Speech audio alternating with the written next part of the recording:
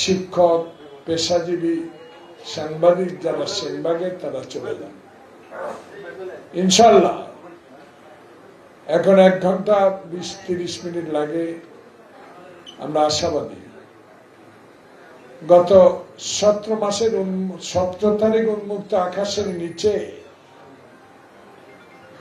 খোলামেলা ভাবে বাংলাদেশের ইতিহাসে প্রধানমন্ত্রী তারেক রহমান শপথ নিয়েছেন। আজকে সে 17 তারিখ, 1 মাস। চট্টগ্রামের এই জাতীয়তাবাদী ফোরাম সৌভাগ্যবান, হাতের কালিটা এখনো শুকায় নাই। কিন্তু বাংলাদেশের ইতিহাসে, জন্মের ইতিহাসে শহীদ জিয়া, খালেদা জিয়া ছাড়া যে সকল সরকার ক্ষমতায় ছিল অবৈধভাবে, সেই সকল ক্ষমতাসীন সরকারের বিষয়গুলো আলোচনা করলে বোঝা যাবে এই সরকার কেমন যাবে। দেখেন একটা প্রতিচ্ছবি। গতকালকে দিনাজপুরে 1 মাস পূর্ণের একদিন আগে নির্বাচনী ইশতেহারের খাল কাটা কর্মসূচি, তার আগে ফ্যামিলি কার্ড, তার আগে কৃষি ঋণ মকুব, তার আগে সকল প্রতিশ্রুতি রক্ষার জন্য আগামী 1 বৈশাখ কৃষি কার্ড। তাহলে সূর্য উঠলেই বোঝা যাবে দিনটি কেমন যাবে।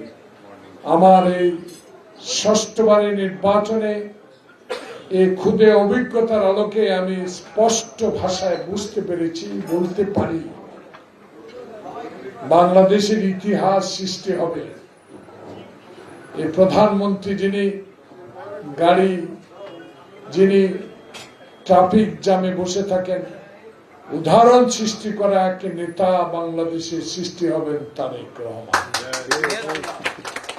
যারা সারাদিন পরিশ্রম করে জাতীয়তাবাদী ফোরামের নেতা কর্মীরা একটি মাস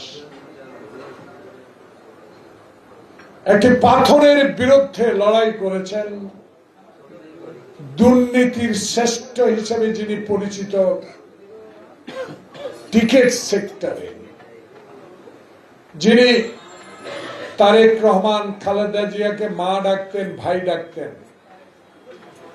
যিনি জাতীয়তাবাদী দলের একজন সদস্য ছিলেন, তিনি আমাদের আজকের সফল প্রধানমন্ত্রীর কথা রাখলেন না। স্বতন্ত্র নির্বাচন করলেন। আপনাদের মতো খেটে খাওয়া মানুষগুলো, আমি চেহারা আমার চোখের উপরে ভাসে। যখনই আপনাদের সাথে দেখা হতো আপনাদের চেহারা মলিন, ক্লান্ত। শুধু একটি বলতেন, এই বেঈমান লোকটার বিরুদ্ধে আমাদেরকে জিততে হবে। সে কঠিন পরীক্ষা আপনারা উত্তীর্ণ হয়েছেন। আপনাদের মেধা, আপনাদের অপরিসীম কর্ম বাংলাদেশে আমাকে 6ষ্ঠবারের মতো ধানের শীষের কারণে এমপি করতে পেরেছে। এখন আমার ওয়াদা, আমার নেতা তারেক রহমান যা করবে, তা যাহা বলবে, তা আমি অক্ষরে অক্ষরে পালন করব জনগণের জন্য।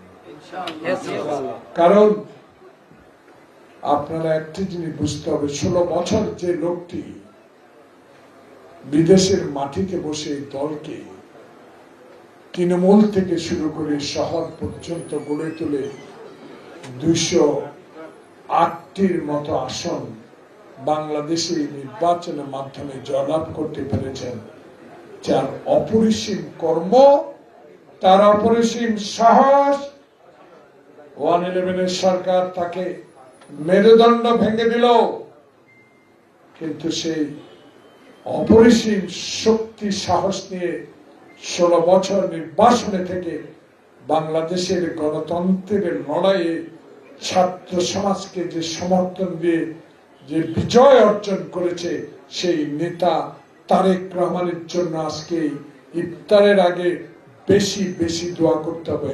এই কারণে যিনি শেখ হাসিনার রক্ত চক্ষুকে ভয় পান নাই, এই কারণে সে এমন একটি সন্তানের, এমন একটি বাবার সন্তান, এমন একটি মায়ের সন্তান, যিনি ৭১ সালে বাংলাদেশের স্বাধীনতা ঘোষণা করেছেন, যার মা মরণোত্তর স্বাধীনতা পুরস্কার পেয়েছেন,